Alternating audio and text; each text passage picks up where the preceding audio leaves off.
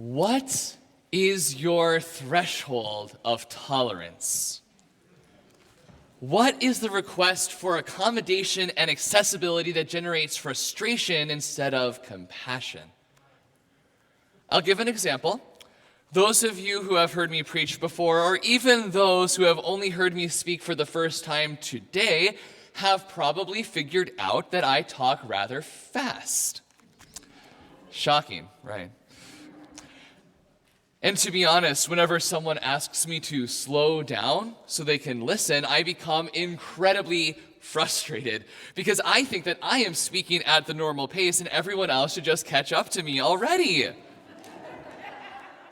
Of course, this is wrong and unfair. I live among people. I am blessed to live among people with a variety of hearing abilities and disabilities. Some of us hear very well, and others of us experience difficulty in hearing. And I know that the right thing to do when someone asks me to slow down is to accommodate their request. And yet, I run into resistance within myself when I have to make myself uncomfortable for someone else, to make myself accessible to someone else. This is the threshold of tolerance. Copyright. I think I came up with that term. Maybe someone else did. I don't know. The point where we don't want to sacrifice our comfort for another's need. And when society privileges our threshold of tolerance, it becomes prejudice, selfishness, empowered by our surroundings.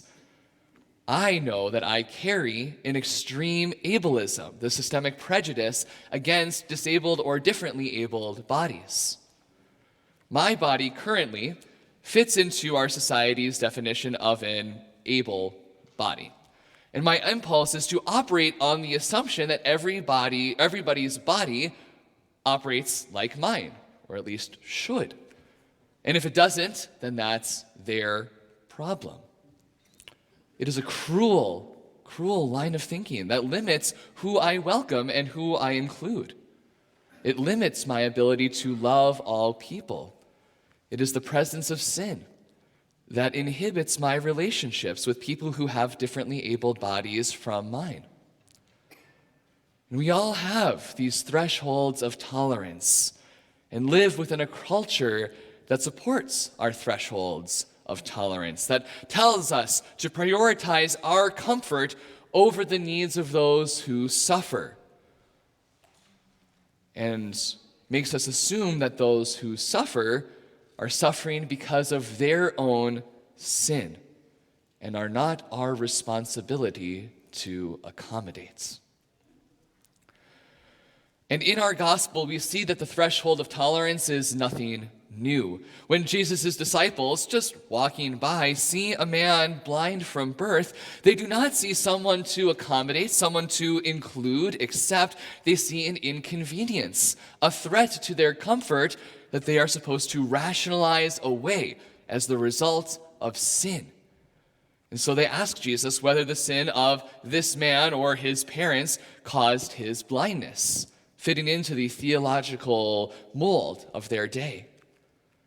Yet Jesus responds with a striking affirmation of the inherent worthiness of all human bodies by declaring that neither this man nor his parents sinned, and that by being born blind does not limit his capacity for God to work in and through him.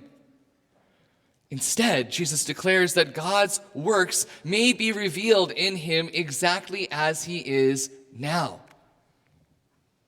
This man is not any more or less sinful than anyone else in his community. In fact, it is his community that is guilty of sin for refusing to affirm the ways that God has already been working through him. Jesus rejects the ableist narrative of his disciples who assume that this man has some sort of spiritual deficiency by declaring the blind man's total sufficiency for bearing the grace of God exactly as he is.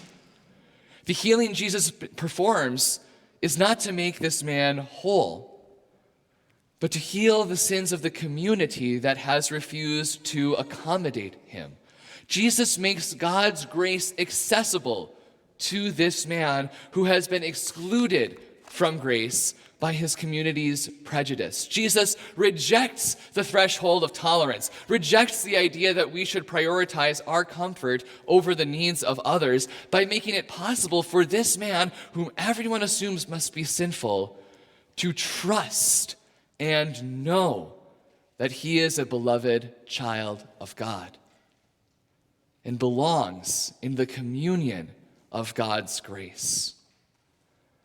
But even after receiving divine vision, even after fitting into his community's standards, he's still not welcome in his community. Rather than repenting of their sin, the religious community trusts in their threshold of tolerance over God's revelation. They reject him for his testimony to the grace of Jesus. They refuse to accept that God could work through human bodies. They refuse to accept a reality redefined by accessibility, accommodation, compassion, and love that breaks the oppressive boundaries of power, privilege, prejudice, and comfort. And so the man born blind becomes a part of the creative community of Christ, that alternative community that makes grace accessible to all. For in giving this man divine vision, Jesus reveals a vital truth of the power of God's grace. When grace is made accessible to those who have been taught to think that they are unworthy of the presence of God, they will transform their world beyond recognition into a more beautiful and inclusive reflection of God's love than could ever have been known before. So I ask us again, what is your threshold of tolerance? And what is this church's threshold of tolerance, this community's threshold of tolerance? I'll give you a hint. Notice who isn't here. It has never been easier to prioritize our own comfort over accommodating those whom society treats as sinful. We struggle with the same problem that the religious communities of Jesus' time do as well. We would be foolish to think otherwise. Neighborhoods and schools, social media and businesses, churches and communities, privileges and power are structured to keep us away from people different from us. These systems encourage us to ignore those who would threaten our comfort, because the powers of this modern world, like the powers of the past, know the truth that Jesus knew. That when all people have access to the grace of God and are made to feel welcome in a community of grace, then they will transform the world so that the lowly will be lifted up and the powerful will be cast down. A world where all can trust that they are loved by God and that is enough, that they are enough. There is no place for privilege or power in a world restored by God's grace. This trust in the radical diversity of God's grace, where each person encounters God's grace in a beloved, accommodating community, is the great heritage of the Christian church. Not power, not privilege, not comfort, but the radical accessibility of grace. Jesus Christ, who comes to us, every person, every body, promising that God makes beautiful things out of us exactly as we are. So receive this good news today, the same good news that came to the man born blind. There is nothing that can prevent God's grace from coming to you. There is nothing that can prevent God's work from being done through you. God is already there in you. Any force telling you that you are too sinful for grace is the failing of the community, society, culture, or even church, which need healing, not you. Jesus Christ is already working in you and in your community to make God's grace accessible to you so that you may transform the world with your body's unique role in the transformative, restorative work of the Holy Spirit.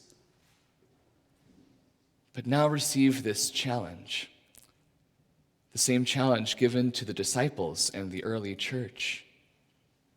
Name your threshold of tolerance and then throw it away. Give up the ways that you prioritize your comfort over compassion. For we are called to do all we can to make grace accessible to those who cannot trust that the grace of God can dwell in their body. And if this seems too challenging, too much work, remember that you are not working alone. In fact, Jesus is doing most of the work to bring the grace of God to every person. So when you make the changes that make grace accessible to those who have been taught that they are too sinful for God to dwell in them, they will be liberated by the grace of Jesus Christ to transform the community and the world and the church with the love of God. All you need to do is get on board with Jesus, get out of the way of grace, and get ready to celebrate whenever someone receives the accessibility they need to trust that God's love comes to us, making beautiful things out of exactly who we are.